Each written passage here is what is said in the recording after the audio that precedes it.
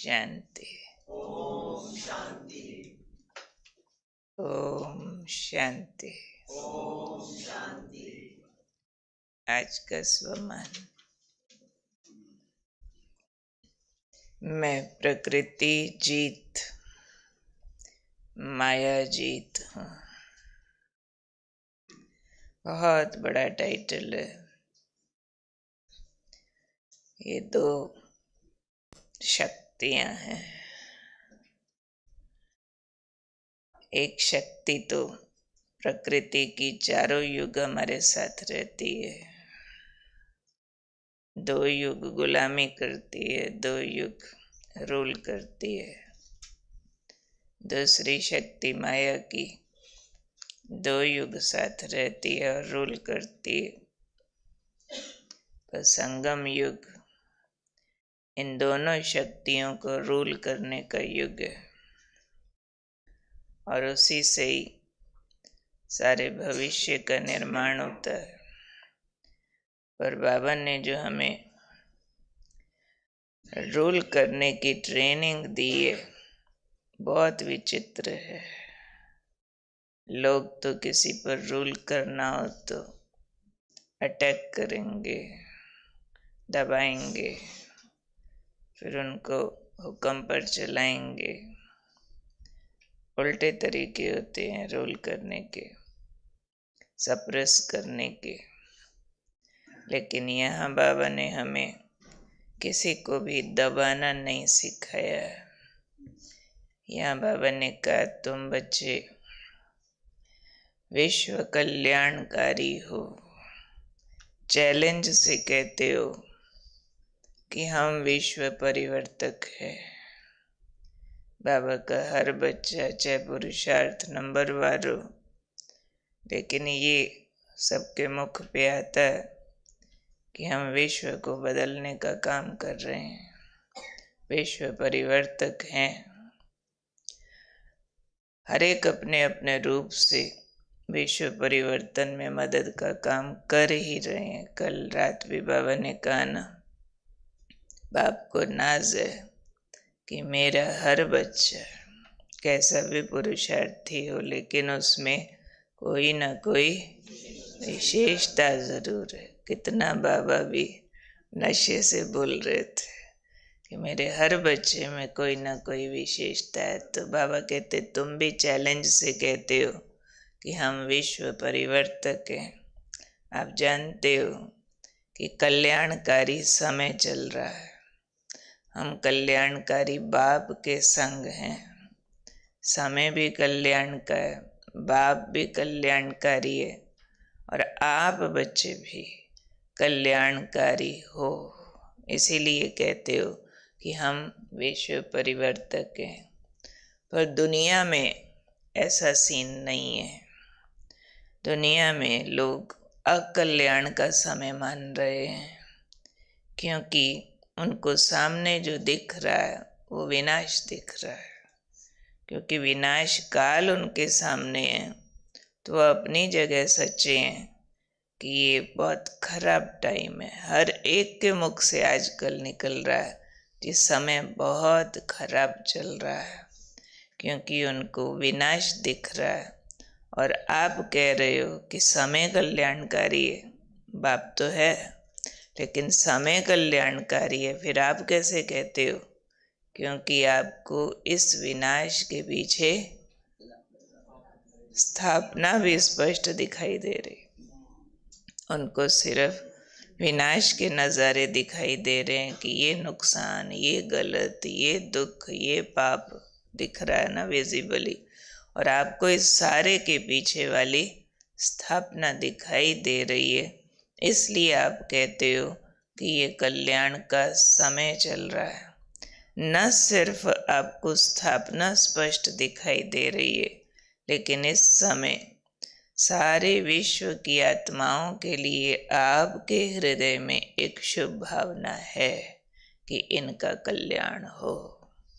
वो भी हम कैसा भी पुरुषार्थी बाबा का बच्चा हो, आपस में कोई के साथ संबंध का टकराव होने से थोड़ा बहुत ऊंच नीच कभी कुछ होता हो, लेकिन ओवरऑल क्योंकि ज्ञान मिल गया, सतयुग आने वाला है, तो हम सब के अंदर एक शुभ भावना बनी ही रहती है कि बस अब युग बदलेगा, ये विनाश, ये गड़बड़, ये खराब थोड़े दिन है। तो ये भी एक सूक्ष्म शुभ भावना बनी रहती है।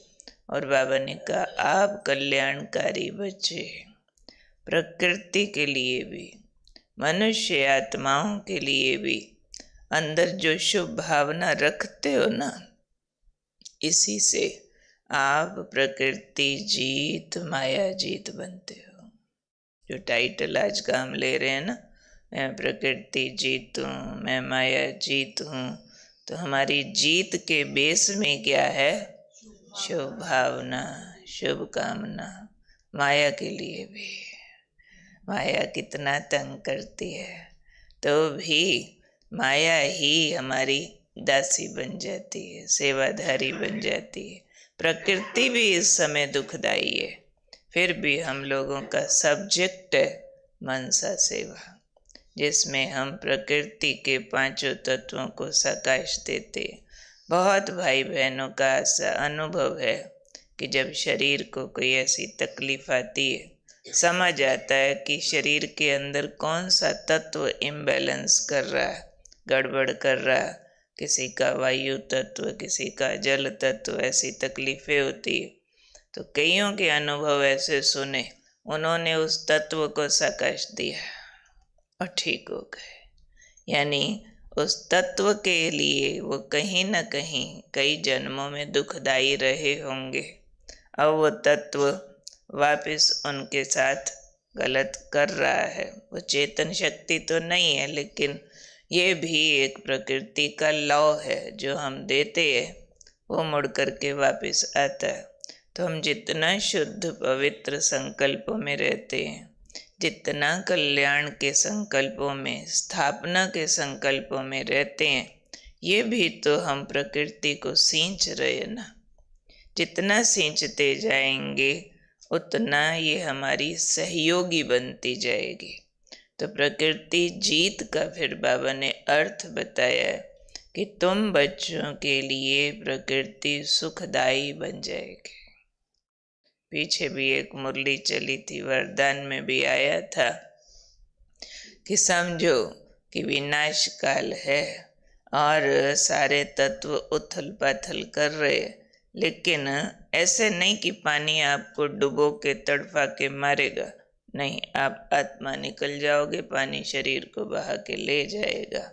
हाँ, जिसका जितना संकल्पों से शुद्धता का सहयोग रहा होगा प्रकृति को, उतना वापस हमें उससे रिजल्ट मिलेगा। वैसे भी शारीरिक तकलीफें भी बाबा के बच्चों को आती है, परंतु उतना नहीं तड़पाती जितना दुनिया में है। दर्द होना अलग बात है, दुखी होना अलग बात है। अगर दर्द होने पर हम दुखी नहीं, तो इसका मतलब हम प्रकृति को कोस नहीं रहे हैं। दुखी होने वाला प्रकृति को ब्लेम करता रहता है, ओहो ये खराब, मेरी कमर, मेरी टांग, क्या करूं वगैरह, तो ये भी इनडायरेक्ट हम कोस रहे हैं ना। और फिर नहीं ठीक है, ठीक हो जाएगा, इतना कुछ नहीं है, तो ये भी शाबाश है ना प्रकृति को कि साथ दे रही है। तो हम सब को तत्वों ने भी अंत तक सहयोग देना है, अंत तक हमने तत्वों को सहयोग देना है। यही हमारा स्वरूप है, प्रकृति जीत माया जीत का। प्रकृति हमारे लिए संगम युग पर भी, विनाश काल में भी सुखदाई ही रहने वाली है। 102 युगों तक फिर सेवक होकर के सेवा करने वाली है। परंतु बेस क्या है? हमारी शुभ भावना, हमारी कल्याण वृत्ति, हमारी निर्दोष वृत्ति। प्रकृति के विकराल रूप को देखने के बावजूद भी हम दोष न दें कि ये क्या हो रहा है, हाय क्यों हो गया। ये काम मनुष्य आत्माएं कर रहे हैं, कलयुग वाले, जिसको बाबा ने अभी कहा ना, कलयुगी मनुष्यों को कल्याण नहीं दिखता, क्यों? उनको विनाश दिख रहा है। विनाश हमको भी दिख रहा है, पर हमें विनाश के पीछे खड़ी जबरदस्त स्थापना दिख रही है। इसलिए हम इन तत्वों को भी दुआएं देते हैं, श्राप नहीं देते। जो श्राप देगा उनके लिए ये बदला लेंगे, जो दुआएं देगा उनको ये तत्व भी दुआएं देंगे, सहयोग देंगे। बाबा ने आज शब्द यूज किया, सुखदायी हो जाएंगे। तो कौन हूं मैं? प्रकृति जीत, माया जीत आत्मा। अच्छा, हाँ देखो बाबा ने कल पुरुषार्थ कितना आसान कर दिया। पहले लंबा चौड़ा पुरुषार्थ बताया कि दृढ़ता धारण करो, वायदे का फायदा लो, उसको रिवाइज करो। अच्छा ये भी नहीं कर सकते हो, 3 बिंदी लगाओ। अच्छा 3 बिंदी भी नहीं लगा सकते हो, दुआएं दो, दुआएं लो। कहा आजमा के देखो, इसमें सारा पुरुषार्थ आ जाएगा। दुआएं देना भी है और फिर लेना का तो बड़ी गजब बात बताई। शर्त ये रख दी है दुआएं लेनी है, पर कह दिया मिलेंगी नहीं। लोग तो बद दुआएं देंगे, बुरा भला करेंगे, फिर कैसे दुआएं लेनी है? हाँ, हमें लग रहा था पुरुषार्थ तो बड़ा आसान बताया, पर बहुत बड़ी बाजी बताई है। उसमें भी सब कुछ आ जाता है। दुआएं न देने वाले से भी दुआएं लेना बहुत बड़ी कला है।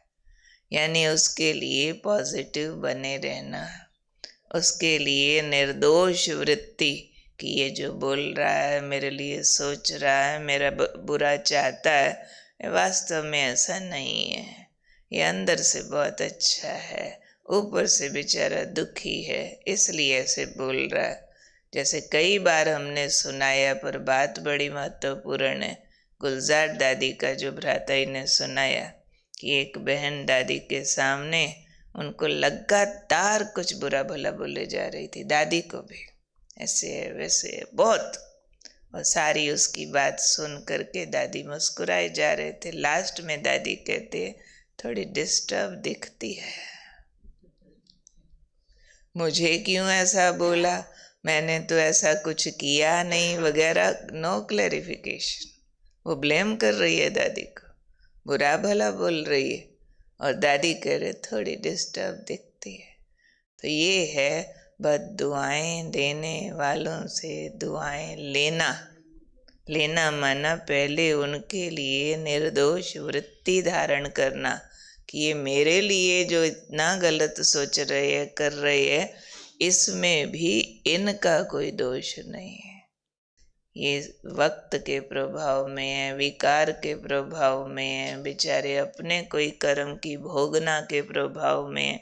आत्मा तो शुद्ध है, बाबा का बच्चा है। एक्टिंग ऐसी है थोड़ी इसकी। किसी का सगा भाई रावण बन के सामने गालियां दे रहा हो, कहेगा भाई एक्टिंग है इसकी, बाकी तो ये अंदर से थोड़ी कोई गालियां दे रहा। तो इस चीज को पकड़ पाना, इसको बाबा ने कहा है कि 1 हफ्ता भी आजमा के देखो, इसी में सारा पुरुषार्थ आ जाएगा।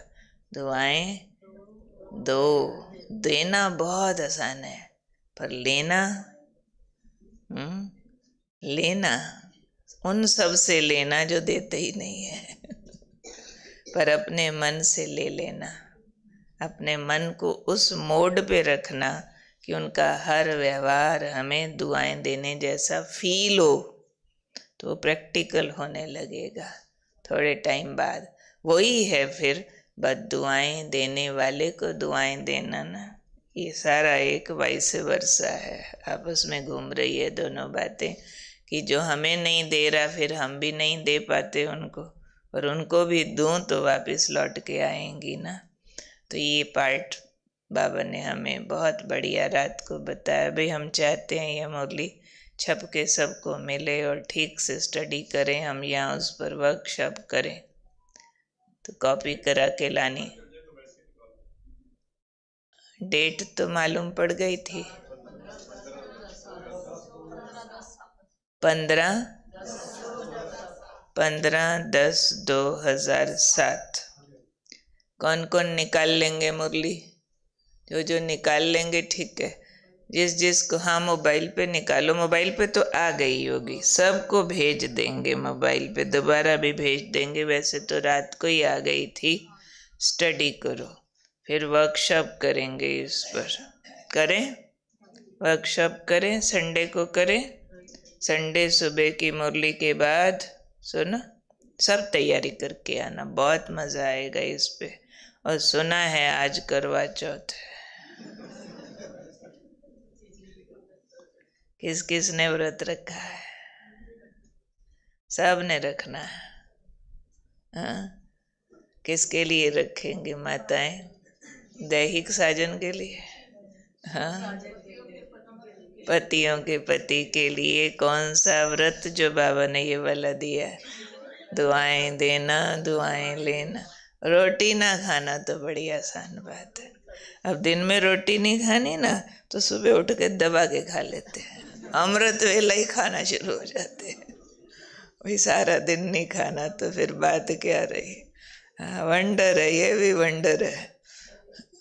उससे क्या होगा? दिन भर लड़ेंगे और व्रत रखेंगे, अगले जन्म में भी तुम साथ चाहिए। ऐसे लड़ते रहते हैं। पर यहाँ वो किस्सा नहीं है। यहाँ तो शिव साजन आत्मा सजनी, दूसरे व्रत में भी कोई ज़्यादा बात ही नहीं है। दुनिया को मुंह दिखाने लिए कोई को रखना पड़े तो और बात है, बाकी तो पुराने ज़मानों की बनाई हुई कुछ बातें हैं। अभी हमारी कहानी तो बदली होती है सारी।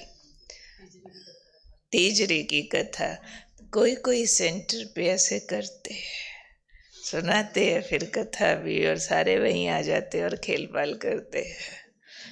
बहनें उनको कराती हैं। कोई कोई ऐसे शहर होते हैं ना उस तरह के ट्रेडिशनल, तो उनको बस ये लगे घर में कि हाँ इन्होंने कुछ किया। तो सारा कुछ फिर सेंटर पे आके खेल पाल करते। खेल पाल ही होते हैं, कुछ नहीं है। ये पहनो, ये लगाओ, ये करो, ऐसे ही रंग बिरंग। हाँ, अच्छा, आज हमारा आदि स्वरूप का अगला पॉइंट शुरू होता है। सतगुरुवार ना, पहला कौन सा था? सर्वगुण संपन्न, उसके हमने 7 गुण लिए हैं। आज हमारी डिग्री का अगला पॉइंट शुरू होता है। सर्वगुण संपन्न के बाद 16 कला संपूर्ण। बाबा ने 16 कला का अर्थ बताया हुआ 100% प्योर, और सतयुग त्रेता में जो कर्म करेंगे परफेक्शन, उससे अच्छा, उससे पहले और बाद में कोई कभी नहीं कर सकेगा। तो वो है 16 कला। हर आत्मा जो करेगी परफेक्शन के कर्म करेगी। और हमारे जगदीश भाई जी ने 16 कलाओं पर एक किताब लिखी थी। उसमें लिखा था ब्रह्मा बाबा की 16 कलाएं, क्योंकि ये श्री कृष्ण की आत्मा है और अभी संगम युग पर अपना परफेक्शन का स्वरूप उनके हर कर्म में दिखाई देता है। तो 16 कला की सब स्टडी करना, वंडरफुल बुक है। तो उसमें एक एक कला की एक्सप्लेनेशन वो भी रोज़ आपको भेजेंगे, बहुत इंटरेस्टिंग है। आज सुबह मैंने थोड़ा सा पढ़ा।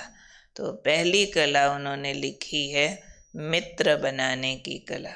दुनिया में ये बहुत बड़ा सब्जेक्ट है मैनेजमेंट का, आर्ट ऑफ विनिंग फ्रेंड्स। इस पर तो लोगों ने बहुत लिटरेचर लिख दिया, बहुत तरह के ट्रेनिंग कोर्सेज बना दिए हैं।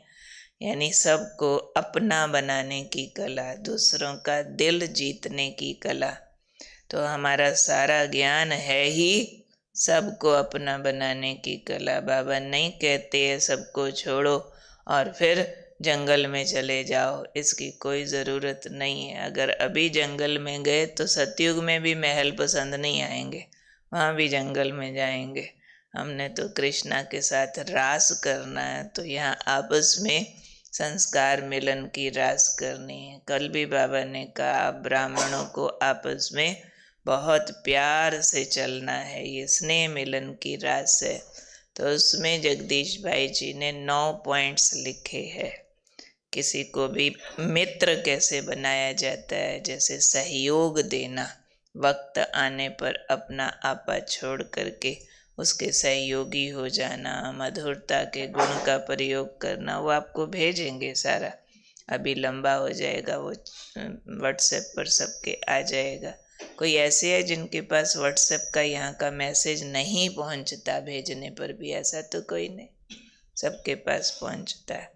पढ़ना उसको इंटरेस्टिंग है बहुत, लेकिन हमारे वरदान के साथ ये रिलेट होता है। प्रकृति जीत, माया जीत। प्रकृति को हम मार मार के नहीं जीतते हैं, डांट डांट के, अटैक करके, गुलाम बना के, हाँ, प्रेम से जीतते हैं, अपना बना के। प्रकृति जो मर्जी करे, हमको दर्द देवे, हमारे लिए तेज गर्मी लाए, तेज सर्दी लाए, हम हाय नहीं कहते तो भी उसको पलोसते हैं, प्यार देते हैं, उसके गुण देखते हैं, मनसा सेवा करते हैं, पवित्रता की किरणें देते हैं।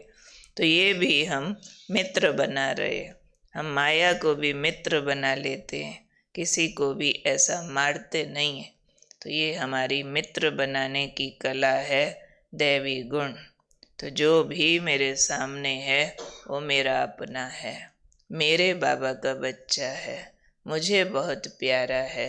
इसलिए आज दिन भर करवा चौथ का व्रत रखते हुए दुआएं देना है।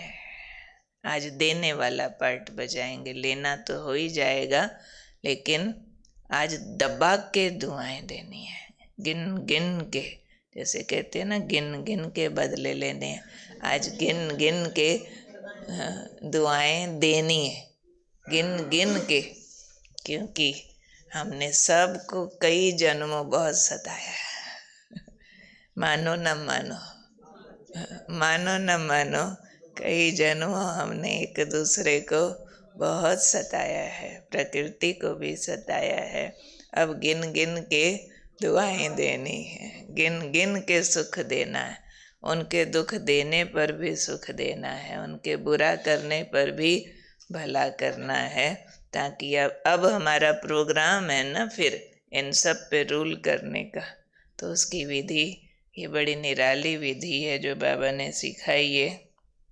ठीक है, तो आज करवा चौथ का व्रत है भाई सबका। आज बहुत सारी पढ़ाई करनी है। देखो, ये मित्र बनाने की कला वाला भी भेजेंगे, और मुरली भी आ गई है, वो भी स्टडी करनी है, और आज वाला वरदान वाला अभ्यास भी करना है। और अभी तो 4 पेज मुरली भी आ रही है, तो आज अच्छी तरह पढ़ाई करनी है भाई। ठीक है, सबका सार एक ही निकलेगा। दुआएं दो दो दो, लो वाला पार्ट बाद में अपने आप आ जाएगा। अच्छा जी, मुरली के प्रश्न।